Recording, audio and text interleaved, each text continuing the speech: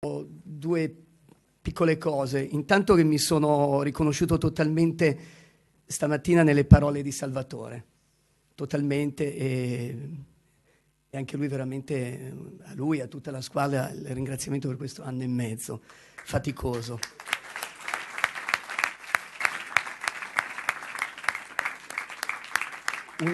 Una piccola precisazione rispetto al ruolo. Segretario, questa parola, diciamo così, un po' che appartiene più ad altri contesti, ad altri partiti, a queste cose qui. Ho già letto delle grandi cavolate su unionesarda.it, abbiamo già sentito un telegiornale dire delle cavolate. E io volevo soltanto dire questo, che la connotazione che daremo del ruolo, è inutile adesso dire di cambiare il nome, prima facciamo vedere che si fanno le cose diverse, poi magari penseremo anche a cambiarlo questo nome, è quello di essere veramente al servizio. Poi adesso vi spieghiamo anche come. Ad esempio io avrei scelto personalmente di non avere nessuna visibilità mediatica, siamo già ampiamente ben rappresentati da un presidente che ha fatto molto bene il proprio ruolo, il proprio lavoro, e abbiamo un portavoce che sta già, diciamo così, sta già rilasciando, comunque sta già facendo un lavoro in tal senso, per cui non c'è necessità di ulteriore esposizioni. Poi vi spiego perché, anche rispetto alla comunicazione, secondo me dovremmo avere un approccio diverso da tutto quello, più coerente anche rispetto a quello che siamo.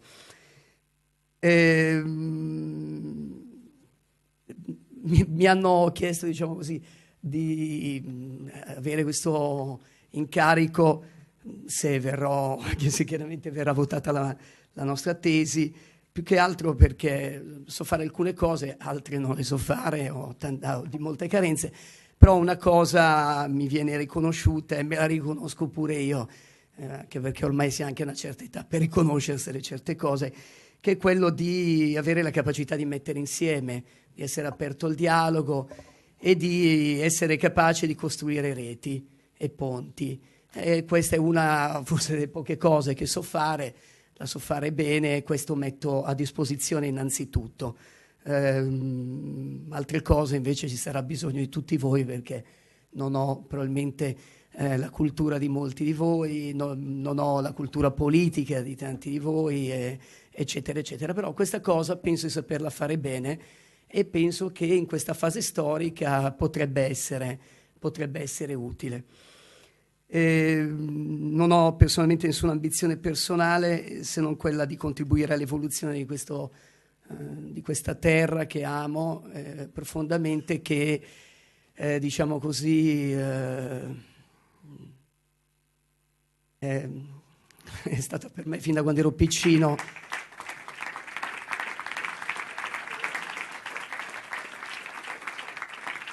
devo dire quello che faccio poi tutti i giorni con il lavoro. Mi sono scelto, grazie a Dio, un lavoro che mi permette di fare questo quotidianamente. Devo dire che tutte le questioni elettorali sinceramente non mi appassionano, non ci riesco ad appassionarmi, per cui sarete voi chi è più titolato, esperto a capire che direzioni prendere. Io non riesco ad appassionarmi, scusate. Nel senso che, come sapete, ho presentato, sarò più moderato dell'ultima volta rispetto all'Assemblea nazionale, però io non credo nella delega, non ci credo in questa delega in bianco, cioè proprio faccio fatica. Dobbiamo essere veramente portatori di cambiamento, diciamo puntando il dito, è giusto puntare il dito al palazzo, perché è giusto, questi hanno fatto dei grandi disastri e non meritano, diciamo così, il nostro silenzio. Però secondo me dobbiamo anche puntare il dito verso noi stessi, perché se non ci prendiamo in mano le responsabilità e non contribuiamo al cambiamento direttamente, personalmente, difficilmente le cose cambiano, e non è avendo un consigliere regionale, 2 o 3, non lo so, che le cose possono cambiare velocemente. Vi spiego perché, per quella che è la mia esperienza anche quotidiana, professionale, di lavoro. Ho fatto molta più politica, sinceramente, con l'attività professionale in questi 3 anni che in tutta la mia vita. C'è un sistema allo sfascio, voi lo vedete, in decomposizione, e dobbiamo probabilmente immaginarci un nuovo modello che si richiami alla nostra vera storia e identità. Nel senso che e qui, secondo me, perché Progress ha un vantaggio rispetto a tutti? Perché ha molti giovani e i giovani hanno meno condizionamenti di quelli che hanno qualche anno in più, diciamo. Hanno meno pensieri, meno cose da difendere, in famiglia, dico, eccetera, e hanno più la capacità del sogno e di osare, e questo è fondamentale. Qui bisogna, tutto quello che abbiamo visto fino ad oggi non funziona più, ma sapevamo già che non funzionava più in cuor nostro ormai da tanti anni, però oggi è la riprova. Per cui bisogna proprio immaginarci qualcosa di nuovo, di diverso, a partire da come, voglio dire, vogliamo concepire il nostro modo di fare politica, per arrivare al modo di fare economia, che deve essere basato su relazioni più solide, e dove quello che secondo me è la base di tutto deve essere la fiducia, per cui mettere a correre più fiducia possibile. Solo in questo modo potremmo poi immaginarci veramente di poter cambiare le cose. D'altronde noi abbiamo un nome chiaro, Progetto Repubblica. Io dico, ecco, oltre a progettarla, facciamola, cioè si parla, abbiamo visto, no, queste emozioni sull'indipendentismo, regione, sì, tutto bello, ma noi siamo molto più avanti. Noi certe elaborazioni le abbiamo già fatte e stiamo lavorando concretamente nei territori, cioè facciamolo, perché facendolo dimostriamo che è possibile. Anch'io penso che ci sono molti più indipendentisti di quelli che militano nei partiti indipendentisti. Ma oggi stesso abbiamo visto qualcuno dei partiti italiani qui che si vedeva lontano non so quanto, che non ci stava a far nulla nel proprio partito, evidentemente. Ecco, probabilmente noi potremmo attrarre tutti questi fratelli, questi cittadini, dimostrando di saper fare, con l'esempio. E facciamo, e la gente sicuramente, naturalmente, si aggregherà a noi, senza bisogno di andare a fare tanti discorsi. Io incontro molta gente tutti i giorni, faccio tante cose, però devo dire che qui dentro c'è davvero il meglio per poter dar vita al cambiamento. Non l'ho trovato da nessun'altra parte. Io incontro decine e decine di persone, di situazioni tutti i giorni, ma le risorse, le intelligenze e l'amore che si trova qui dentro non ci sta da nessun'altra parte, questo ve lo posso garantire.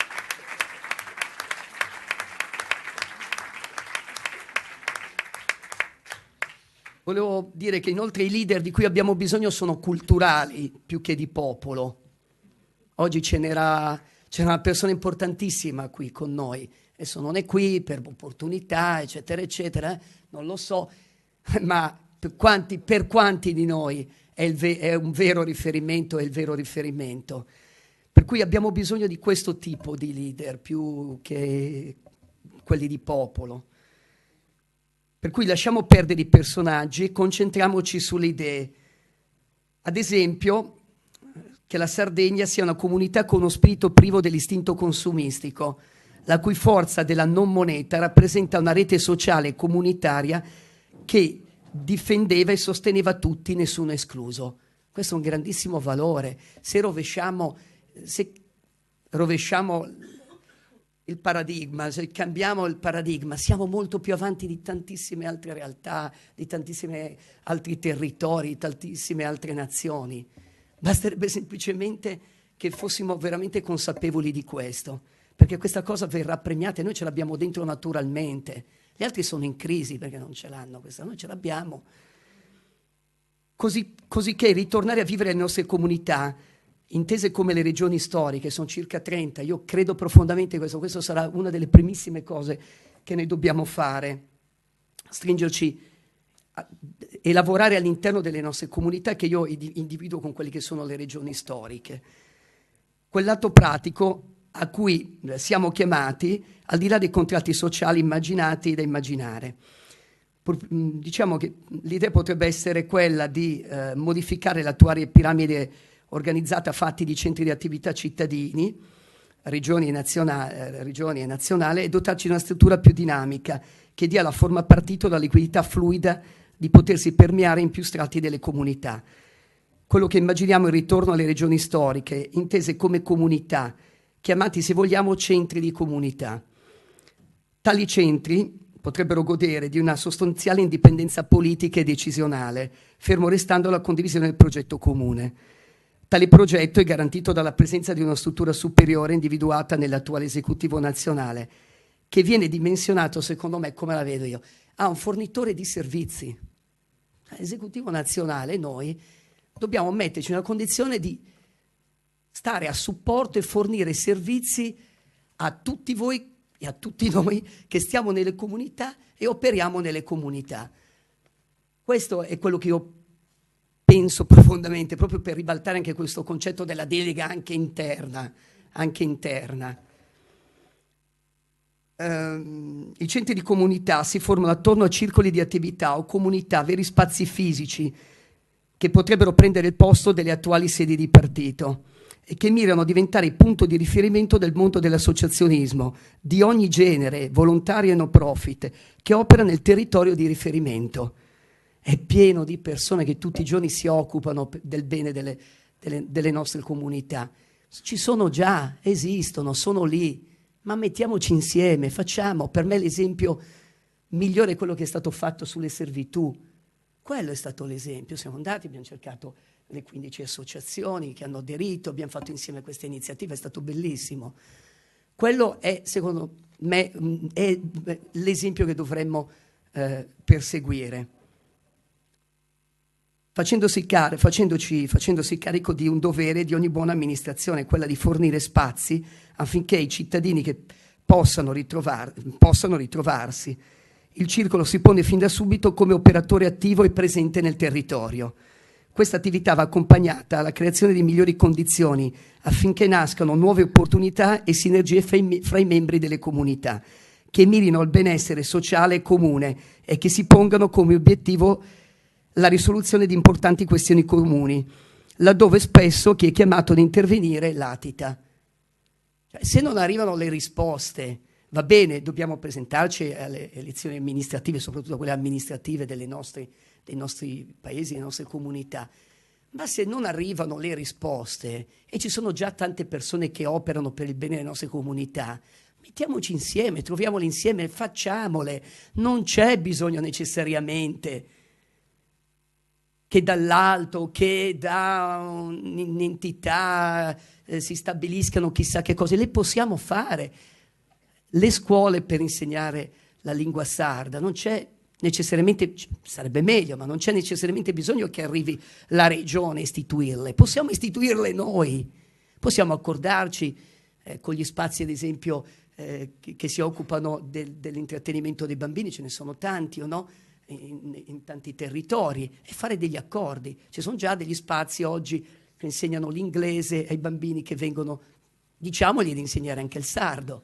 Facciamolo, basta andare lì, accordarsi, portare un progetto e svilupparlo insieme.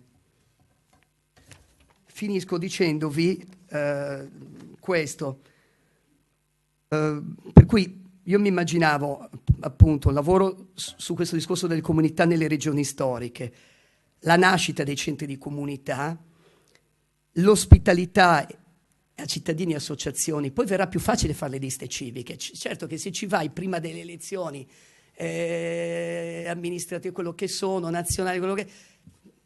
Ecco, cioè non so come tutto per fare il cartello elettorale, ma mettiamoci già a lavorare, sarà naturale che poi la facciamo l'aggregazione con le liste civiche, perché sarà naturale, ci siamo conosciuti, abbiamo lavorato insieme, abbiamo fatto le cose, ci siamo trovati bene, ci fidiamo, sarà la cosa più naturale, così come sarà naturale il consenso. Non bisogna andare a cercare il consenso con le parole, ma facendo, sarà naturale, verrà tutto naturalmente. L'esecutivo come fornitore di servizi a supporto di tutte le realtà all'interno, appunto, che operano all'interno delle comunità e le iniziative comuni. Io ho in mente delle linee guida, le abbiamo riassunte, però in modo particolare economia e lavoro, il primario, non abbiamo parlato, ma qui la Sardegna è una terra, ha vocazione agricola. Ci sono gli agricoltori e gli allevatori innanzitutto, soprattutto e a tutti.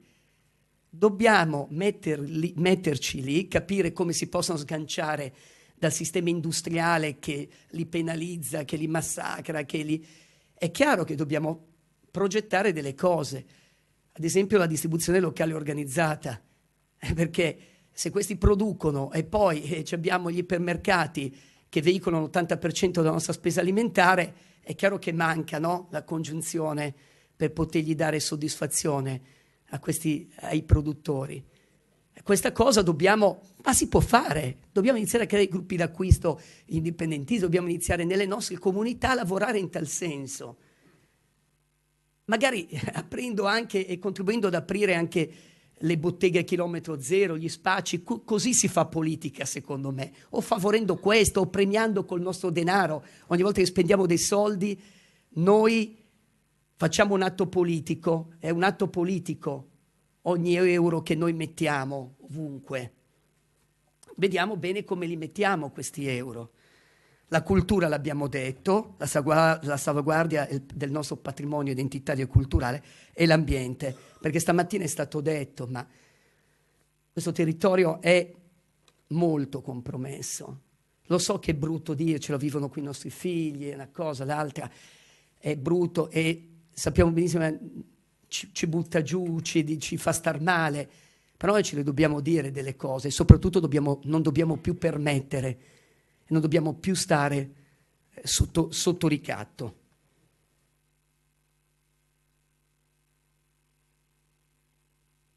La comunicazione, volevo dire sulla comunicazione, io arrivo dal marketing, dalla comunicazione e mi faccio abbastanza schifo per tutto quello che ho fatto negli anni precedenti. Sì, nel senso che io volevo dirvi questo. Quello che dobbiamo dire al palazzo glielo diciamo, direttamente come critica, contributo, lo diremo, ma senza inseguire nessuno. Secondo me noi dobbiamo invece riuscire a parlare direttamente ai cittadini, tutti e senza distinzione, tutti e senza distinzione. Tutti, sono tutti sardi, tutti fratelli, tutti allo stesso modo. In qualità appunto i nostri fratelli e senza pregiudizi, senza pregiudizi. Io mi sono accorto di questa cosa proprio lavorando e mettendo insieme le quasi 1000 aziende del nostro circuito, che non andare da quello perché quello è così e quell'altro è così. A stare ad ascoltare tutti non sarei dovuto andare da nessuno, non dovrei essere riuscito a mettere insieme neanche un'impresa. E invece vai, parli e molti risultano migliori di quello che sono. Poi lo so che mi dicono che sono troppo buono, ingenuo, ma sarete voi a controbilanciare sicuramente. Però tante volte siamo pieni di pregiudizi rispetto alle persone, no? Ma ascoltiamo, vediamo, mettiamoli alla prova. Oh, poi qualcuno può aver sbagliato, bene. Ti rimetto alla prova, vediamo che cosa... Anche perché sennò con chi cavolo la facciamo questa Repubblica? Se non la facciamo con tutti i nostri fratelli, se no non riesco a capirla, mi sfugge qualcosa.